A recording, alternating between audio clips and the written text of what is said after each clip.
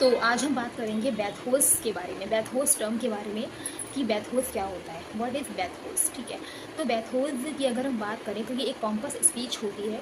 ठीक है, एक पॉम्पस स्पीच होती है। बैथोस में हम कह सकते हैं कि हम एंटी क्लाइमेक्स की तरफ जाते हैं। ठीक है, क्लाइमेक्स से ना होकर कि हम एंटी क्लाइमेक्स की तरफ जाते हैं बैथोस में।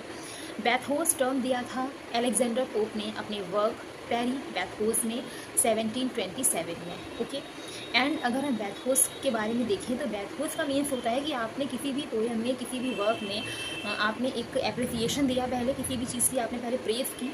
ठीक है, उसको अप्लाउड किया, उसको अप्रिशिएट किया, और बाद में अचानक से आपने उसमें क्या कर दिया, एक उसमें रिडिक्यूल कर दिया उस चीज़ को, तो वो आपका बैथोस होता है।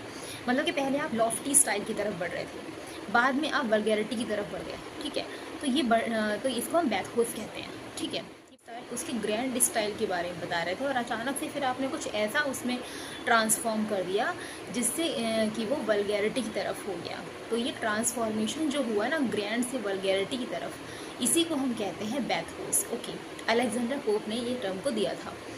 और ये जो बैथोस होता है वो एक्सीडेंटल भी होता है और इंटेंशनली भी होता है। जो इंटेंशनली हम यूज़ करते हैं बैथोस, राइटर्स जो इंटेंशनली यूज़ करते हैं बैथोस का, उसको हम बर्लेक्स, जो मैं बता चुकी हूँ, या फिर मॉक एपिक भी कहते हैं।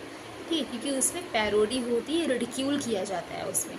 ठीक है, तो ये आपका बैथोस होता है कि जो इंटेंशनली यूज़ होगा वो हम कहेंगे कि वो मॉक एपिक, या फिर हम बर्लेक्स कह सकते हैं क्योंकि उसमें भी फ़न की ही बात होती है, और वैसे ही एक्सीडेंटल भी होता है। तो दैट इज़ बैथोस।